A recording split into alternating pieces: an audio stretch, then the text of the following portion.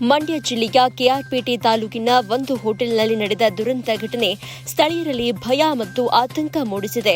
ಕೇವಲ water bottle GST bill ಬಗ್ಗೆ ಕೇಳಿದ್ದಕ್ಕಾಗಿ ಕರಾವಳಿ ಭಾಗದ ಯುವಕರ ಮೇಲೆ ದುಷ್ಕರ್ಮಿಗಳ ಗುಂಪೊಂದು ಹಲ್ಲೆ ನಡೆಸಿರುವ ಘಟನೆ ಇದೀಗ ರಾಜ್ಯದ ಕಾನೂನು ಸುವ್ಯವಸ್ಥೆಯ ಮೇಲೆ ಗಂಭೀರ ಪ್ರಶ್ನೆಗಳನ್ನು ಎಬ್ಬಿಸಿದೆ. ಮಂಡ್ಯ ಜಿಲ್ಲೆಯ ಕೆಆರ್ಪೇಟೆ ತಾಲೂಕಿನ ಕರಾವಳಿ ಭಾಗದ ಯುವಕರು ಹೋಟೆಲ್ ನಡೆಸ್ತಾ ಇದ್ರು. ಇದೇ ವೇಳೆ ಕೆಲವು ಪುಡಿ ರೌಡಿಗಳು ಹೋಟೆಲ್ಗೆ ನುಗ್ಗಿ ವಾಟರ್ ಬಾಟಲ್ಗೆ ಜಿಎಸ್ಟಿ ಬಿಲ್ ಹಾಕಿದ್ದಕ್ಕೆ ಪ್ರಶ್ನೆ ಮಾಡಿದ ಹಿನ್ನೆಲೆಯಲ್ಲಿ ಅವಾಚ್ಯ ಶಬ್ದಗಳನ್ನು ಬಳಸುತ್ತಾ ಯುವಕರ ಮೇಲೆ ದೌರ್ಜನ್ಯ ನಡೆಸಿದ್ದಾರೆ.